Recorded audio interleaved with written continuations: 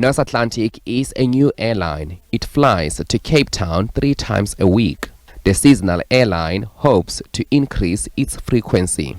We look at the destination, we look at the numbers, we look at the number of passengers, we look at the yield data, we look at the passengers O&D, outbound and departure, for both sides to understand whether this destination is going to serve us best or not.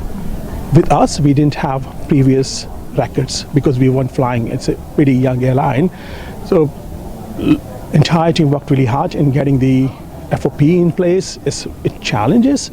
It was difficult at first. So when we decided to go ahead, we started to put our flights up for sale, and our team, my colleagues, they're working in the background to have the flying permit in place, operational challenges, working with SARS, working with CAA, working with Airline.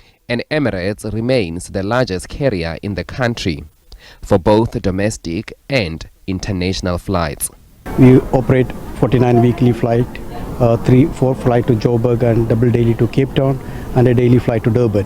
And our success has been extremely based on the customer service that we provide, and we connect South Africans to the network over 130 destinations.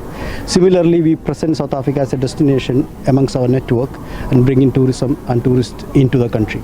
As the G20 Summit draws closer, the struggling South African Airways also hopes to increase its footprint. We have recently increased the frequencies on Cape Town, Port Elizabeth, and Durban, and there is more frequencies to come.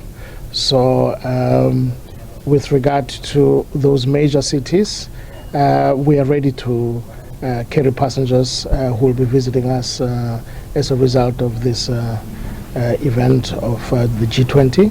BASA hopes for seamless processes and innovation within the industry. It is also important for us to work with the Department of Transport for foreign operators permit, because every time when you see an aircraft land, when it flies over our sky, it is because they are permitted to do so. Now we want to ensure that we maintain high security for the country, but we also drive innovation towards the growth of tourism. Even as the airlines themselves, they do assist us in making sure that they bring the people with requisite documentation.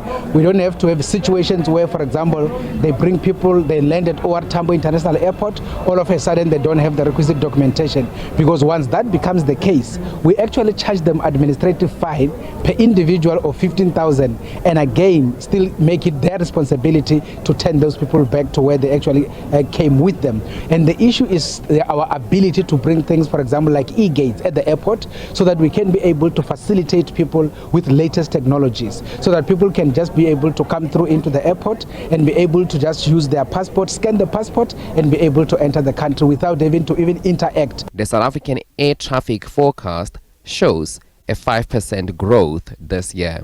Dumela Machogo, SABC News, Kruger National Park.